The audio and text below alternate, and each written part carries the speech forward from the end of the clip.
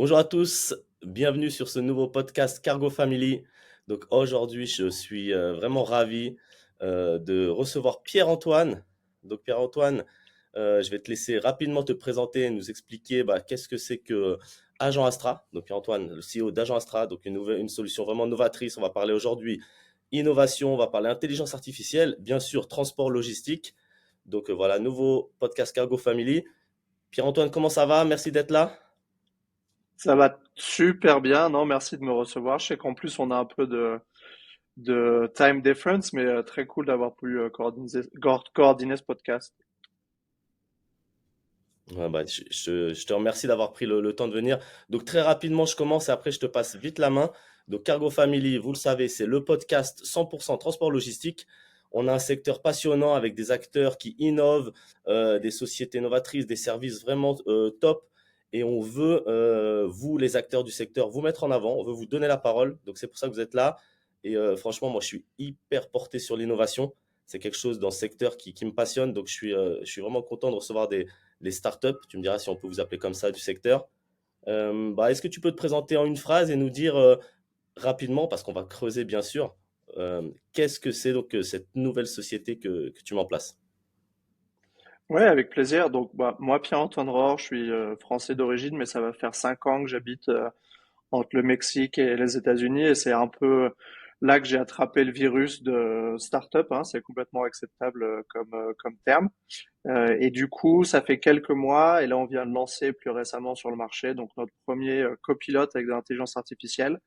Et donc, en fait, nous, ce qu'on fait, c'est qu'on va aller aider les employés dans des boîtes qui sont impliquées dans l'import-export, dans leurs tâches un peu manuelles que les gens n'ont pas envie de faire, en fait. Et donc, on va les aider à gagner du temps. En gros, l'idée, c'est ça. Et après, ça a plein d'impacts sur le transport en tant que tel, dans le sens où, du coup, on est plus efficace, on est plus rapide, on fait moins d'erreurs et on offre aussi un meilleur service aux clients. Cool. Donc on peut résumer, c'est vraiment l'intelligence artificielle on en entend tellement parler au service là du secteur transport. Bah écoute, super. Est-ce que tu peux alors on va creuser, hein, parce que là j'ai vraiment besoin je vais vraiment venir chercher des détails. Il faut que tu m'expliques ça. Mais voir un petit peu ton parcours, si tu peux nous dire d'où tu viens, quelles études tu as fait et comment tu es arrivé dans le transport. Il y en a certains qui arrivent par hasard, il y en a c'est une vocation. Voilà, comment tu es arrivé dans ce secteur et voilà, peut-être le début de parcours. Ouais, avec plaisir. Alors moi, je suis arrivé un peu, pas par hasard, mais indirectement plutôt, je dirais. Donc en fait, donc j'ai grandi en France. Par contre, j'ai fait mes études en Angleterre. Donc j'ai étudié à Londres pendant 5 ans, où j'ai fait, alors ça n'a rien à voir, mais j'ai fait un bachelor en histoire ancienne. Et ensuite, j'ai étudié la politique. Donc on est vraiment très très loin de ce dont on va parler aujourd'hui. Et ensuite, j'ai travaillé dans une boîte de consulting pendant 7 ans. Et c'est là où ça se rapproche un peu, c'est qu'en fait, j'ai travaillé avec énormément de clients qui étaient des importateurs, des exportateurs, des freight forwarders, des boîtes de contrôle douanier, etc., etc. Donc j'ai eu cette première expérience. Et ensuite, il y a 5 ans, je suis donc parti au Mexique, comme je le disais tout à l'heure. Et là, j'ai commencé une expérience complètement différente. Ça n'avait rien à voir parce que j'ai bossé donc dans une autre startup, et cette startup-là faisait du software pour les banques. Donc en fait, on est encore très très loin du software, mais il y avait une grosse partie vérification d'informations dans ce qu'on faisait. Et il y avait c'était un peu le début de l'intelligence artificielle. On appelait ça plutôt machine learning à l'époque. Et en fait, j'ai commencé dans cette boîte-là enfin, j'étais leur premier vendeur en gros quand j'ai commencé. Et on a monté la boîte. Quand je suis rentré, il n'y avait pas de clients. Et en 2 ans, on a été passé de 0 à 18 millions de dollars de chiffre d'affaires. Et j'avais une équipe de 150 personnes sur 5 continents. Et après ça, je me suis dit, ouais, après ça, je me suis dit, c'est cool, sauf que c'est pas ma boîte. Et donc, en fait, du coup, j'ai pas un peu le retour cool d'être patron de boîte, quoi. En fait, je restais un employé. Et c'est pour ça qu'après, je suis parti et je me suis lancé dans la tech. Et en fait, ce que je fais aujourd'hui, je pense que c'est un peu le résultat de ce parcours entre une boîte très tech, bon évidemment, focus service financier, mais au final revenir un peu aux sources de ce que je savais faire, qui était plus dans le transport, et notamment le fait d'avoir fait du consulting, d'avoir bossé un peu enfin pas bossé dans ces boîtes-là, mais bossé avec pas mal de boîtes différentes. ça me donnait un peu une vision de où il y avait des optimisations à mettre en place et comment on pouvait optimiser ces process. Ok, c'est intéressant. Ah, je sais pas si tu m'entends bien. Ouais, c'est intéressant, c'est que tu as l'expertise du début de consulting en import-export. Tu prends ensuite ton expérience de la tech dans un domaine différent, mais la tech, ça reste à développer des systèmes, des logiciels pour répondre à des besoins. Et donc, tu dis, je vais allier les deux finalement. Ouais, c'est complètement ça. Non seulement je vais allier les deux, mais je pense aussi pour moi, je me suis dit, je veux vraiment faire ma boîte. Et je pense que ça, c'était assez important dans le déroulé. C'était qu'au final, je voulais plus être employé. Je voulais vraiment décider un peu de mon parcours et de ce que je voulais faire. Et du coup, en prenant un peu en main ce truc-là, pour moi, c'était assez évident qu'il fallait que j'utilise un peu mes compétences les plus fortes, quoi. Et donc ça, c'était vraiment ce côté expérience que j'ai eu en consulting et essayer d'y amener de la tech comme j'avais pu faire pour des banques ou des compagnies d'assurance quand j'ai bossé dans cette première startup. Donc là, si je résume bien, tu as vraiment cette envie de créer ta boîte, tu te sers de tes compétences et tu dis, OK, je connais ce secteur, j'y vais. Je te suis, explique-nous les démarches, qu'est-ce que tu mets en place, comment tu construis le service, dis-nous tout.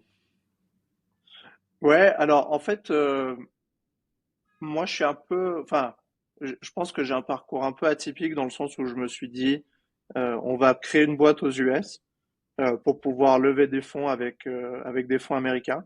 Donc, parce que ce que j'avais fait par le passé, c'était un peu ça en fait.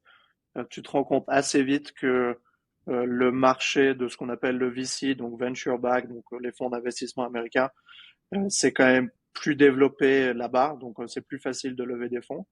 Et d'autre part, en plus, le marché américain en tant que tel, c'est quand même un marché qui est énorme. Tu vois, si tu compares à la France, je sais pas combien de fois plus grand que la France, et c'est même plus grand que l'Europe, quoi. Donc, j'ai commencé en montant une boîte aux US, un truc un peu classique. On a monté une boîte au Delaware. C'est une C Corp, donc c'est un peu un truc très très classique pour les startups. Et ensuite, j'ai commencé deux choses en parallèle. La première chose, c'est je me suis rapproché de boîtes dans le secteur pour aller mapper un peu ce qu'ils faisaient. Et par mapper, je veux dire, je voulais vraiment comprendre c'était quoi les rôles des employés dans ces boîtes-là, qu'est-ce qu'ils faisaient, qu'est-ce qui leur prenait beaucoup de temps et qu'est-ce qui était très manuel. Donc ça, c'était une partie de ce qu'on faisait. Et en parallèle de ça, bah, je cherchais une équipe technique parce que je sais coder mais très mal. Et du coup, j'avais besoin d'aide à ce niveau-là. Et donc, il se trouve que là, je trouve, et c'est toujours mon équipe, je trouve deux mecs vraiment géniaux qui habitent tous les deux à Porto, au Portugal, donc vraiment rien à voir avec là où je suis, qui commencent à bosser sur la solution. Et moi, en parallèle, dans cette analyse que je fais des boîtes, je me rends compte que enfin, le processus où il y a beaucoup enfin, où ça juxtapose énormément, c'est la partie documentaire. C'est-à-dire que tu sois un exportateur, un importateur, un freight forwarder, une agence de douane, tu as des enjeux documentaires importants. Et par des enjeux, je veux dire qu'au final, tu as des employés qui passent beaucoup de temps à regarder des documents toute la journée. Et c'est une tâche très fastidieuse que, en gros, personne n'aime faire. Et où, du coup, bah, les gens sont plutôt assez partants pour explorer des solutions technologiques qui permettent d'optimiser ce travail-là. Et en fait, pour donner une idée, concrètement, c'est des processus où un peu dans n'importe quelle boîte, tu passes 1 à 2 heures par opération à collecter des documents, les envoyer, les corriger, les vérifier, et ensuite remplir manuellement d'autres systèmes. Donc un système, ça peut être Google Sheets, ça peut être un TMS, ça peut être un ERP. Et là, avec un système comme le nôtre, on passe à en dessous de 5 minutes pour faire ce genre de tâches.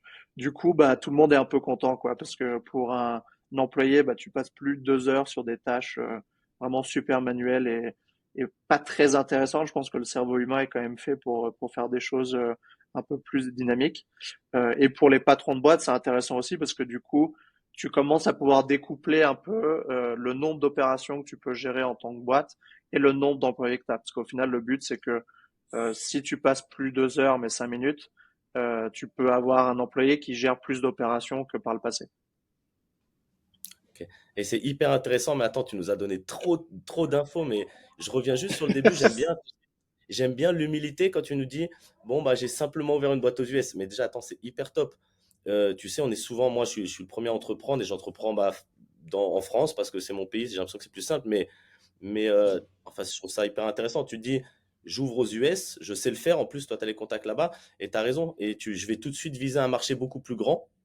Donc tu vois, déjà top. En plus, tu me dis que tu allais rencontrer les acteurs du secteur, mais tu as raison. Un transitaire, un transporteur, qui soit français, qui soit américain, je pense qu'il a les mêmes systèmes, il a les mêmes soucis de productivité, tu nous en as parlé. Donc enfin voilà, déjà, je voulais passer un message à ceux qui nous écoutent.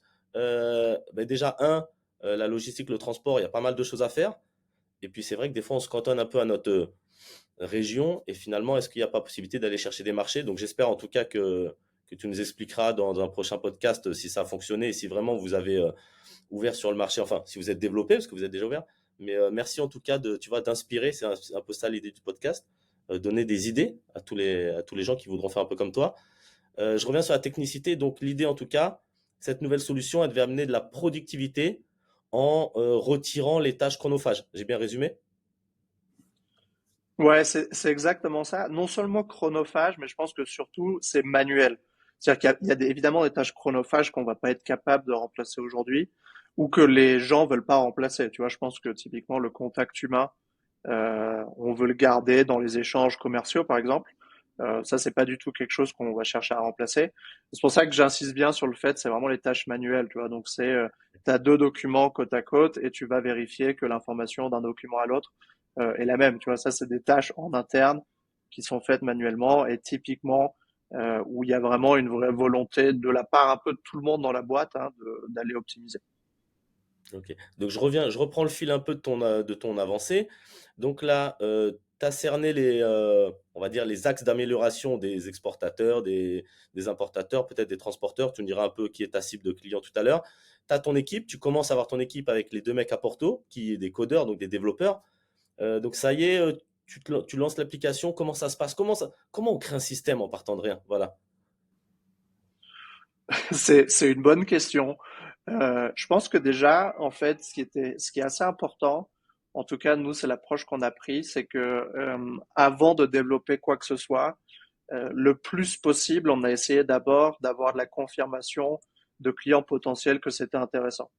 Alors, c'est plus facile à dire qu'à faire, et même nous, on s'est un peu planté. Bon, concrètement, on a développé des choses qui servent à rien, pour être très clair. Mais je pense dans un premier temps, à moins que tu aies une expérience très poussée d'un truc et tu sais que ça va être utile pour plein de boîtes différentes, il faut aller trouver premièrement des clients avant d'aller développer quoi que ce soit. Je pense que c'est vraiment le côté, c'est vraiment la clé en fait de quand tu montes une boîte. Et d'ailleurs, bon, ça applique à la tech, mais ça applique au service ou peu importe un peu ce que tu fais. Hein. Tu vas pas lancer un transitaire sans client. Faut d'abord avoir des clients et après tu vas leur vendre des services. C'est un peu la même chose dans la tech, dans le sens où c'est beaucoup de conversations. Il y a plein d'outils, notamment il y en a un qui s'appelle Figma, c'est un outil de design en fait qui te permet de faire des prototypes. Donc on a énormément prototypé, c'est-à-dire que moi je passais beaucoup de temps avec des boîtes en leur montrant potentiellement à quoi les ressemblait ce qu'on construisait pour voir si ça les intéressait quoi. Et là où c'est assez compliqué en vrai, c'est que quand tu montres un système, enfin un prototype, les gens ils ont quand même tendance à te dire oui oui c'est cool quand tu leur montres, mais après le moment où il faut l'utiliser et payer, c'est quand même un peu autre chose. Donc on s'est pas mal cassé les dents à ce niveau-là avant d'arriver sur quoi on bosse aujourd'hui. Et donc ouais, c'est un peu un process un peu compliqué. D'ailleurs, il y a un type, un Français d'ailleurs, qui est assez excellent. Mais c'est bête, mais je me souviens plus de son. Si, Jérémy Goyot, qui a une boîte qui s'appelle Mobile First Company, qui font pas du tout du transport, mais lui dit toujours, quand tu développes un produit, faut vraiment que tu arrives à faire payer les gens avant même de commencer à développer. Parce qu'en fait, ce qui se passe, c'est que si les gens ils sont prêts à payer, même un tout petit peu, hein, ça n'a pas besoin d'être beaucoup d'argent, mais ils sont prêts à payer pour un truc qui n'existe pas encore, c'est-à-dire que vraiment, tu es en train de résoudre quelque chose qui leur fait mal aujourd'hui et qui veulent aller solutionner. Et ça, je pense que c'est vraiment une bonne approche. Et on l'a appris un peu sur le tard. Mais maintenant, aujourd'hui, c'est ce qu'on fait concrètement. C'est-à-dire qu'il faut payer pour jouer, quoi. Ouais. Écoute, vraiment, je partage ton point de vue à 120%. Moi, qui est monté deux boîtes dans le service, mais en fait, c'est la même chose, c'est que tu as souvent des très bonnes idées. En plus, tu sais, moi, j'étais hébergé dans une pépinière d'entreprise où tu as pas mal de startups et des bonnes idées. On envoie des mecs qui rentrent dans ton bureau et qui ont une idée, mais il y en a tous les jours. Et souvent, je leur dis, attends, prends ton idée, va la confronter au marché, va voir les clients. Et en fait, vraiment, 4 fois sur 5, les mecs qui reviennent, ah bah non, en fait, le client, ça les intéresse pas. Alors, je dis pas qu'il faut pas insister, mais je pense que ton idée de base, en fait, c'est le marché qui va la peaufiner. Et surtout dans le service, alors je connais moins le software, donc je suis hyper ravi, je suis ravi justement d'échanger avec des acteurs comme toi, mais c'est toujours la même chose. Est-ce qu'il y a un besoin sur le marché ou est-ce que les clients sont prêts, comme tu dis, à payer pour ta solution? Parce qu'au final, l'idée, on ne travaille pas gratuitement, l'idée, c'est quand même de faire du business. Donc, 120% aligné. Ouais, et je pense aussi, enfin, très souvent, l'idée, elle peut être très très bonne, mais en fait, si personne ne veut l'utiliser, en fait, ça sert à rien. Et ça, moi, je l'ai vu plein de fois. Il y a plein de, notamment dans le software, en fait, tu as vraiment des outils qui peuvent être très très bons et super utiles pour l'industrie. Mais en fait, au final, enfin, c'est pas le bon mot, mais j'ai pas le mot en français. Mais t'es vraiment, en fait, esclave du client quelque part, dans le sens où s'ils veulent pas utiliser ta solution, elle ne sert à rien. Alors que ça peut être vraiment une solution où tu sais, et c'est même probablement vrai, qu'elle est méga utile pour l'industrie, quoi. C'est juste que si personne l'utilise, bah en fait, c'est pas utile. Et je pense que c'est l'erreur que beaucoup de gens font. C'est une erreur dans le sens où ils se lancent dans un projet et en fait, c'est pas utile pour. Enfin, c'est utile, mais c'est pas utilisé. Et donc du coup, ça devient pas utile. Après, vous, quand même, toutes les sociétés qui êtes dans l'intelligence artificielle, enfin, si on peut dire que vous êtes, oui, vous êtes une société avec l'intelligence artificielle, là où je trouve c'est pas facile pour vous, c'est que vous arrivez sur quelque chose de nouveau, forcément, et on sait qu'il y a un ROI. On a compris, il y a un retour sur investissement. Clairement, les sociétés qui s'y mettent pas, il y a un moment, vont être en retard. Donc, on sait qu'on doit y aller, on sait que le besoin est là, mais les autres n'y sont pas encore. Enfin, je sais pas si c'est le retour que tu as, et j'ai l'impression quand même pour vous que c'est un vrai challenge avec il y a un objectif, tout le monde veut y aller, mais je ne sais pas qui va y aller en premier. Donc, tu nous diras si commercialement tu as connu ça, mais c'est ce que je vois un peu avec mes clients. Ils veulent de l'intelligence artificielle, mais est-ce qu'on peut être sûr du ROI? Bah non, parce qu'on est en train de le développer. Euh, donc, sinon, donc là, clairement, donc tu testes, je reviens sur le fil rouge, tu testes la solution, tu la peaufines et tu l'adaptes en fonction des besoins des clients. Euh, Combien de temps il te faut pour trouver la bonne solution? Est-ce qu'aujourd'hui vous avez trouvé la solution qui fonctionne? Comment ça avance tout ça? Ouais, alors c'est un processus qui a pris quelques mois quand même. Pas mal d'itérations, pas mal de tests.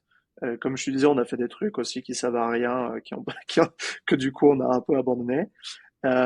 Et là, du coup, bah, ça va faire depuis début du mois dernier, deuxième semaine de novembre en gros, qu'on a lancé donc ce premier copilote et qui est utilisé. On a déjà quelques clients, des clients qui payent. Donc ça c'est cool. Et en fait, on a eu un peu une stratégie. euh, En fait, il y a un peu deux parties au produit. Il y a la partie intelligence artificielle avec ce copilote qui optimise les tâches.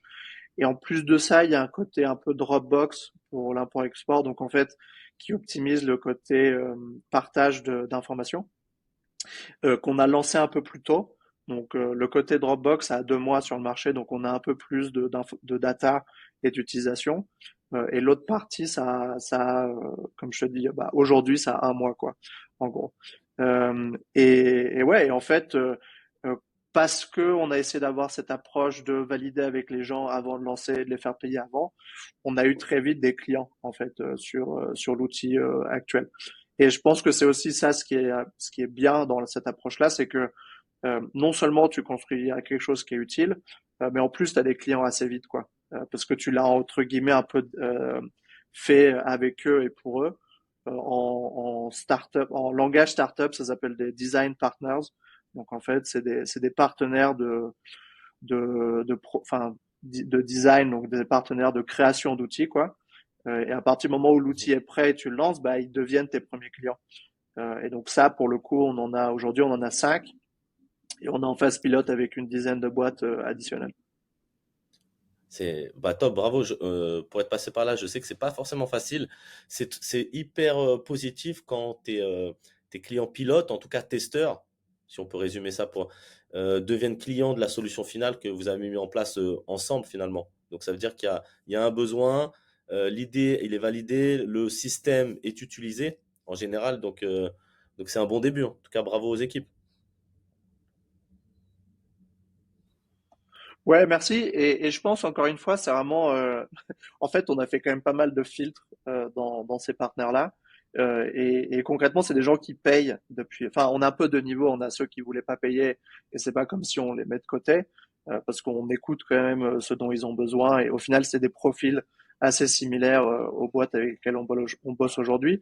Mais on a fait un filtre par le paiement, en fait. C'est-à-dire que concrètement, les boîtes qui étaient prêtes à payer pour quelque chose qui n'existait pas, c'est les boîtes qui étaient premièrement plus intéressées, mais aussi probablement où il y avait vraiment un enjeu qui voulait solutionner. Et du coup, bah, c'est avec ces boîtes-là qu'on a commencé à bosser en premier.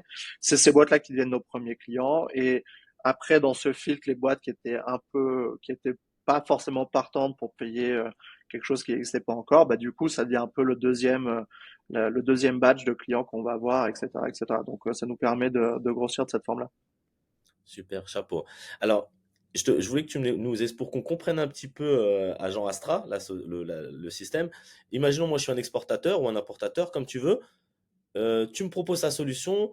Qu'est-ce que c'est clairement? Qu'est-ce que ça m'amène? Qu'est-ce que tu me proposes? C'est quoi le ROI? Si tu peux me résumer pour les gens qui nous écoutent. Ouais, complètement. Alors, peut-être pour expliquer le ROI dans un premier temps, à quoi ça ressemble probablement aujourd'hui une opération dans une boîte comme ça. Probablement aujourd'hui, ils ont quelques personnes dans un bureau et toute la journée, une fois qu'une opération est lancée, ils sont en train de générer des documents, donc des factures, des packing lists, etc., des descriptions de produits, etc. Ils sont en train probablement d'envoyer ces documentations un peu à droite à gauche à qui on a besoin. Donc ils l'envoient au transitaire, à leur agent de douane, ça peut être à d'autres boîtes de logistique. Et en même temps, ils sont en train de vérifier que l'information d'un document à l'autre est la même. Et il y a probablement des vérifications aussi manuelles en plus de ça. Donc tu peux avoir très bien une adresse qui est la même dans tous les documents, mais c'est pas la même que tu as dans ton système, etc. Donc ils passent pas mal de temps à faire ça. Et une fois qu'ils ont tout vérifié et tout partagé, ils remplissent leur outil, quoi. Alors leur outil, ça peut être aussi simple qu'un Excel, ou ça peut être un CargoWise, ou ça peut être un ERP type SAP, etc. Et donc en fait, ces processus-là, c'est quelque chose qui prend aujourd'hui en moyenne, comme je disais plus tôt, 1 à 2 heures en fonction de la complexité de l'opération. D'ailleurs, si l'opération est très complexe, ça peut prendre plusieurs heures. Et en fait, nous, ce qu'on fait, c'est que on va avoir cet outil qui permet de collecter et partager de l'information automatiquement. C'est-à-dire qu'à partir du moment où tu commences une opération, le système sait quels sont les documents dont tu as besoin, qui doit les recevoir et même qui doit te les envoyer. Parce que très souvent, ce qui se passe, c'est qu'en fait, tu n'es pas responsable d'un document. Souvent, c'est quelqu'un d'autre qui doit te l'envoyer. Et à partir de ce document, tu dois faire ton processus en interne. Ensuite, la plateforme va vérifier que l'information entre les documents est bien la même. Et en plus de ça, va faire ces vérifications manuelles que je mentionnais. Et après, toute cette data, tu vas pouvoir l'envoyer dans tes systèmes. Donc en fait, tu passes de quelque chose qui te prend 1 à plusieurs heures à quelque chose qui te prend moins de 5 minutes et qui est tout automatisé. Et quand je dis tout automatisé, c'est pas tout à fait vrai parce qu'on garde quand même l'humain en vérification finale.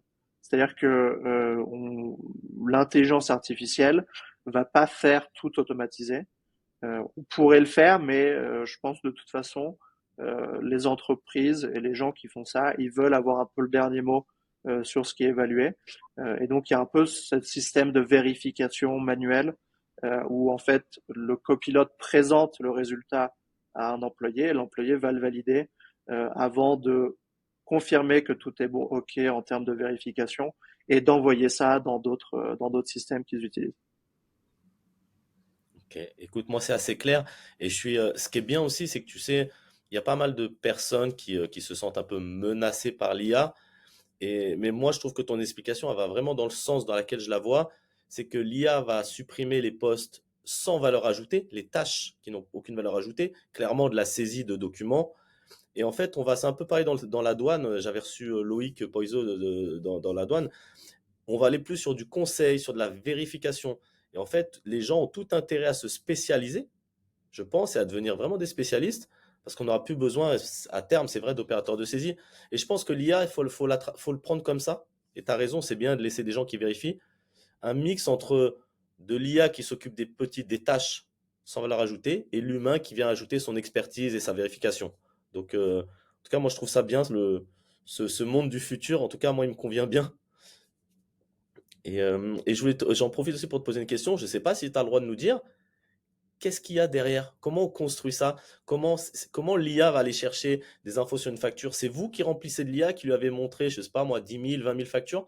C'est quoi si tu peux nous donner, si tu as le droit de nous donner quelques infos? Ouais, enfin, je peux vous donner quelques, quelques infos. C'est un peu complexe et je t'avouerai que moi, je suis pas expert dans ça non plus. Donc, c'est même presque plus une question pour mes devs. Mais en gros, la manière dont ça fonctionne, Mhm. c'est que la base, on l'a construite en utilisant d'autres modèles.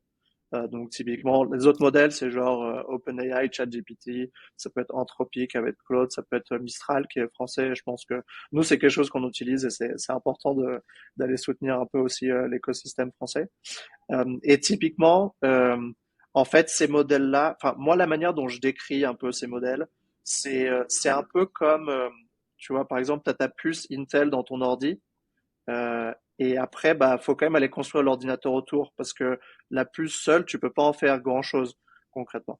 Et nous, je pense que c'est un peu ce qu'on fait concrètement, c'est-à-dire qu'on va partir de ces modèles-là et on les verticalise par rapport à l'industrie et aux nécessités vraiment des gens. Donc, tu vois, typiquement, c'est pour ça aussi qu'on utilise un peu tous les modèles qui existent parce qu'il y en a qui sont très forts pour des choses et vraiment très mauvais pour d'autres. Et donc nous, notre job un peu, c'est d'aller optimiser en fonction des tâches que les gens veulent aller faire. Et au-dessus de ça, on crée un peu alors c'est pas vraiment le terme, mais on crée un peu notre intelligence artificielle à nous qui apprend au fur et à mesure qu'on lui donne des tâches, quoi.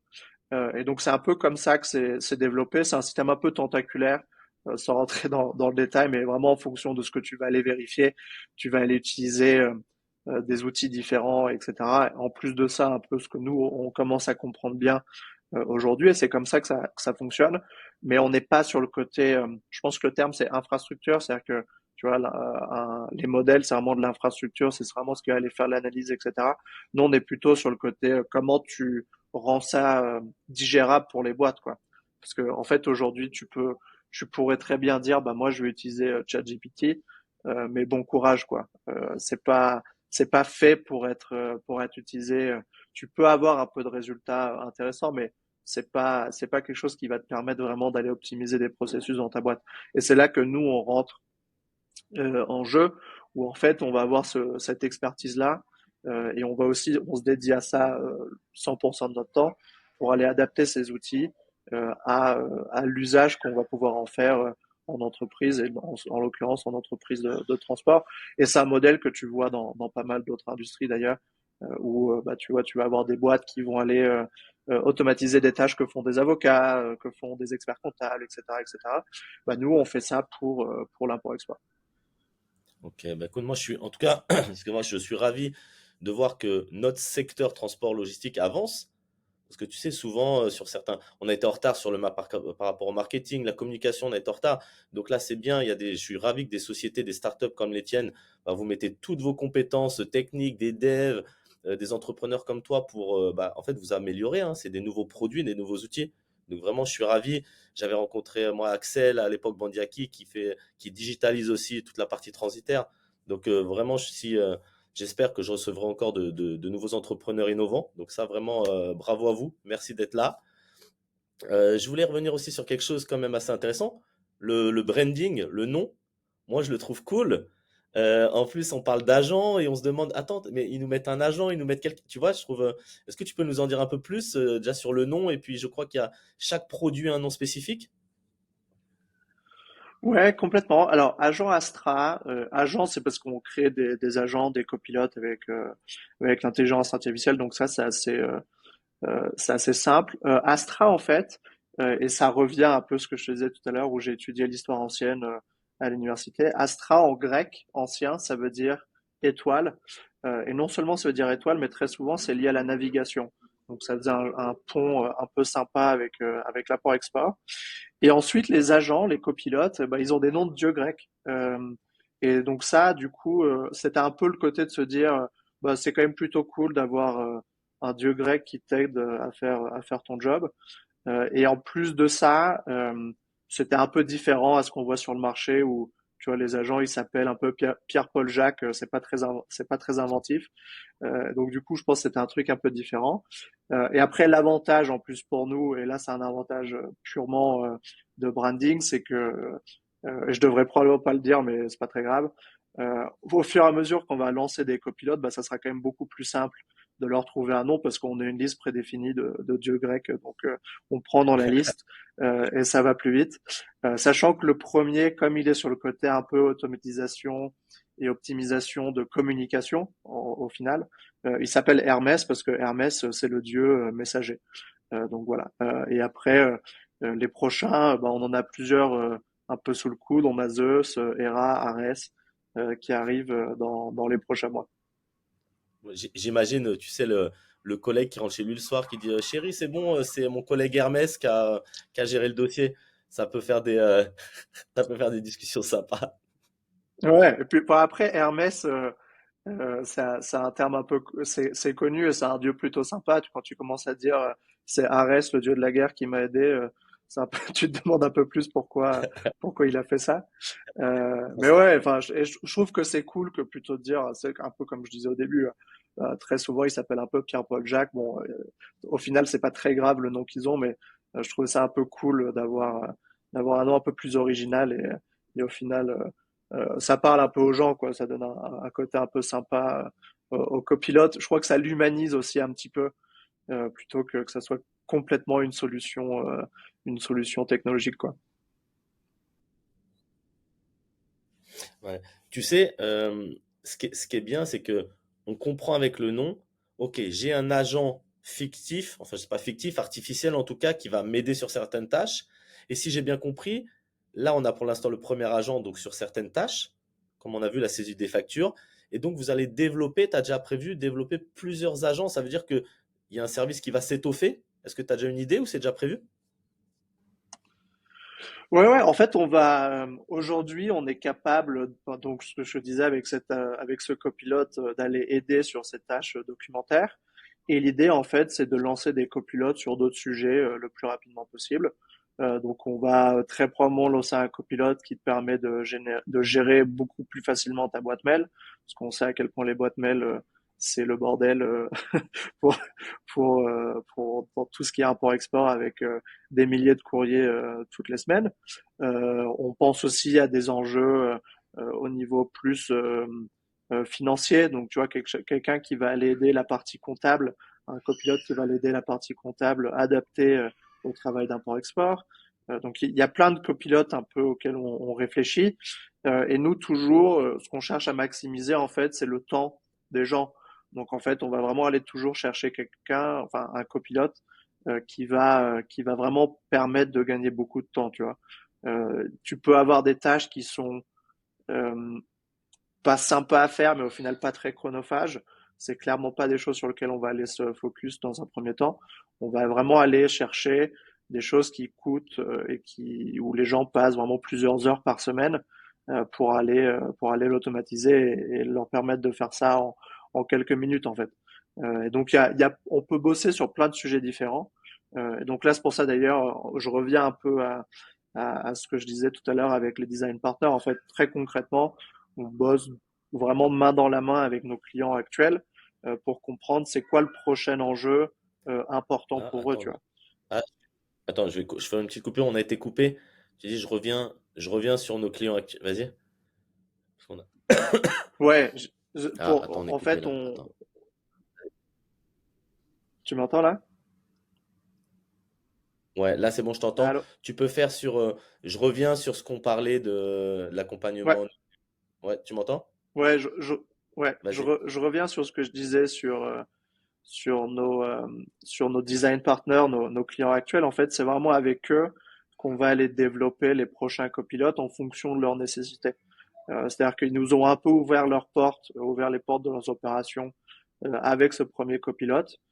Et l'idée, c'est dans le temps de dire, bah voilà, on vous a fait gagner plusieurs heures sur ce sujet-là. C'est quoi le prochain enjeu très chronophage chez vous sur lequel on peut aller bosser, quoi. Et l'idée, c'est d'aller attaquer un peu sujet par sujet en prenant toujours en premier le plus chronophage et le plus manuel et en allant l'automatiser. Et l'idée, c'est, tu vois, on commence avec ce premier agent. Ensuite, on va aller automatiser le travail d'un département et au final, on va pouvoir aller automatiser le travail dans une société complète. Et après, quand je dis automatiser, encore une fois, hein, nous, on a vraiment cette approche plutôt d'aller permettre aux employés de gérer plus de tâches et de faire leur travail plus rapidement plutôt que les remplacer complètement. Et de toute façon, la technologie, elle n'est pas encore au niveau de dire je peux opérer complètement sans humain. Et je pense de toute façon, au moins dans un secteur tel que le transport, le côté humain est très important. Donc en fait, on remplacera jamais complètement l'humain. C'est juste qu'il va se focaliser sur des tâches qui ont une valeur ajoutée et pas des choses très manuelles qui en fait, au final, tu te rends compte que personne n'a vraiment envie de le faire. Et donc c'est pour ça aussi que on va aller travailler pour aider les gens à faire ça de manière plus efficace et plus rapide. Ok. Écoute, moi, c'est hyper clair. J'avais une dernière question sur ta solution. Comment ça se passe? Est-ce que c'est un abonnement mensuel, par utilisateur, par agent? Comment vous avez pricé ça? Ouais, alors c'est assez simple en fait. Tu peux ramener c'est un coût par opération au final. Donc en fait, tu achètes un nombre d'opérations. En gros, tu achètes un agent pour ce nombre d'opérations. Et au fur et à mesure que tu grossis comme boîte, bah, tu rachètes en fait des packages avec plus d'opérations. Et après, évidemment, tu as un nombre minimum d'opérations auxquelles il faut comment on dit, euh, qu'il faut contrater en fait avec nous. Mais en gros, c'est assez simple de cette manière-là. Et je pense que c'est ce qui est intéressant. Et moi, c'est un travail que je fais pas mal avec nos clients, c'est qu'on ramène ça un peu au coût horaire de leurs employés aujourd'hui. C'est-à-dire que concrètement, on est capable de calculer de manière assez simple combien ça leur coûte aujourd'hui en Hmm. termes de coût horaire d'un employé de faire ce genre de choses et combien ça leur coûterait avec le copilote. Et du coup, en fait, ce coût horaire avec un employé qui est typiquement plus élevé que ce que nous en fait, c'est beaucoup plus efficace de l'avoir sur des tâches, encore une fois, à valeur ajoutée, que plutôt sur de la révision documentaire, quoi. Donc c'est comme ça que fonctionne notre pricing et je pense que c'est assez, enfin le retour sur investissement, en tout cas dans les conversations qu'on a avec nos clients actuels et nos prospects, ça a beaucoup de sens, en fait, beaucoup plus que tu vois d'autres systèmes où c'est toujours un peu compliqué de comprendre ça va être quoi mon retour sur investissement. Là, c'est quand même beaucoup plus clair, sans parler, même si c'est un peu moins tangible, mais il y a aussi un impact sur le nombre d'erreurs que les gens font en fait sur les documents. Et très souvent, les erreurs, elles sont faites pas parce que l'humain est moins bon que l'intelligence artificielle, mais souvent parce qu'on n'a pas le temps de vérifier correctement les informations, parce que très souvent, c'est un peu la norme. Hein. C'est pas comme si les gens étaient en train de se tourner les pouces dans leur bureau. Hmm. C'est plutôt le contraire. Et du coup, en fait, comme ils sont surchargés, ils n'ont pas le temps de faire toutes les vérifications qu'il faudrait faire pour que ça soit parfait. Mais par contre, l'intelligence artificielle, ben, en fait, ça lui prend pas plus de temps de faire une vérification ou 500.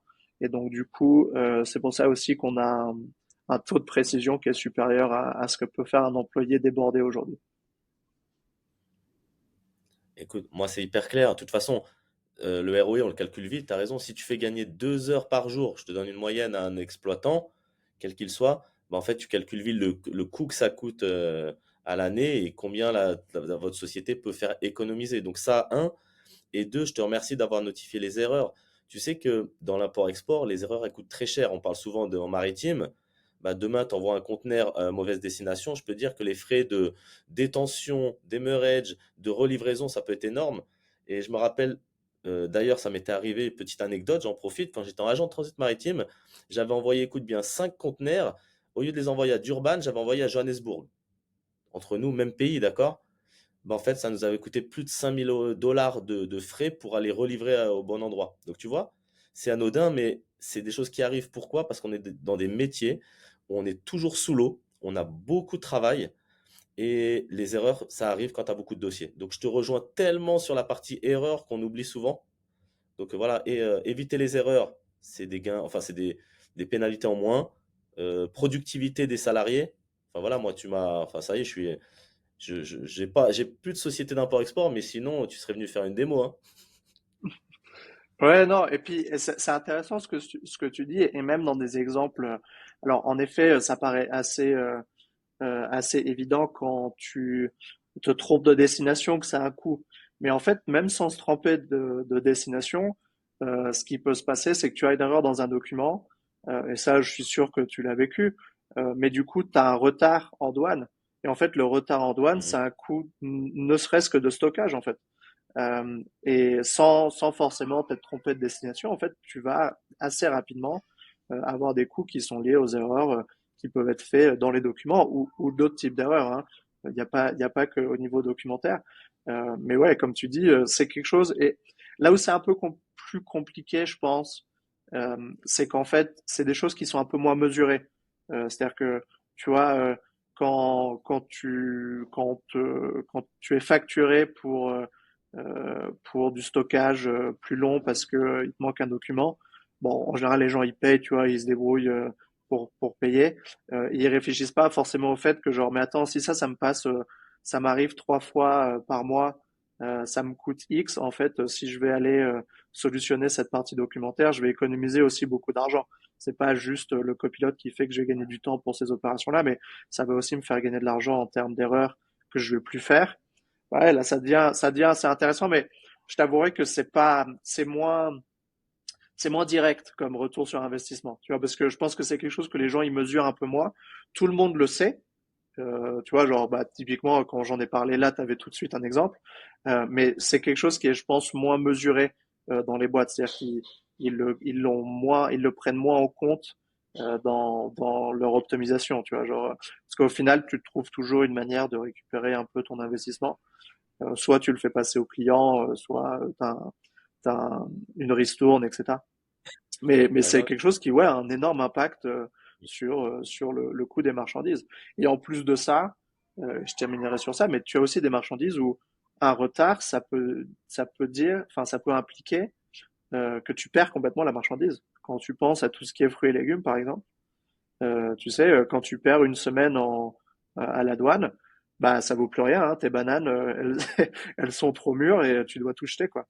Et je crois que le chiffre, si je dis pas de bêtises, hein, je peux me tromper, mais j'en parlais hier avec quelqu'un qui était expert sur le sujet, qui me disait, c'est 3 milliards de dollars perdus chaque année pour fruits et légumes qui sont jetés parce qu'il y a des retards. Donc c'est énorme, hein. Et puis 3 milliards de dollars, c'est pas seulement un prix, c'est aussi bah, de la nourriture que tu jettes, quoi. Alors que on sait bien qu'il y a plein de gens qui mangent pas à leur faim tous les jours, quoi.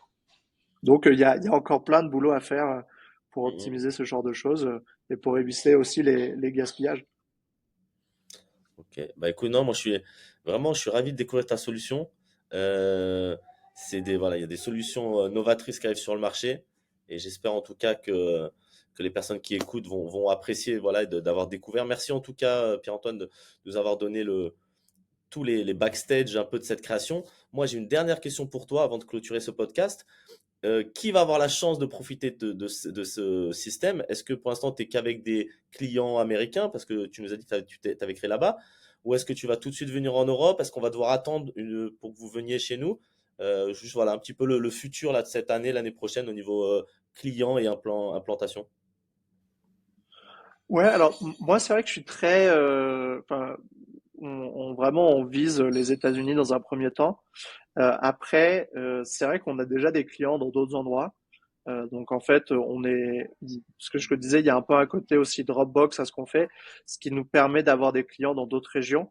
Parce que typiquement, quand tu es américain, tu dois importer ou exporter de quelque part, hein. Donc tu peux aller Mhm. exporter vers l'Europe ou importer en Europe ou d'autres régions. Et du coup, non, non, on commence à avoir des clients aussi dans d'autres régions. Il n'y a pas de limitation en fait en termes de géographie à ce que fait la solution. C'est juste que bon, moi évidemment, je suis basé plus, comme je t'ai dit, entre le Mexique et les États-Unis, donc c'est un peu plus facile pour moi de trouver des boîtes, enfin des clients avec qui travailler aux États-Unis ou au Mexique. Mais non, non, on bosse aussi avec des boîtes en Europe. D'ailleurs, on a des prospects, on commence à avoir des clients aussi en France notamment.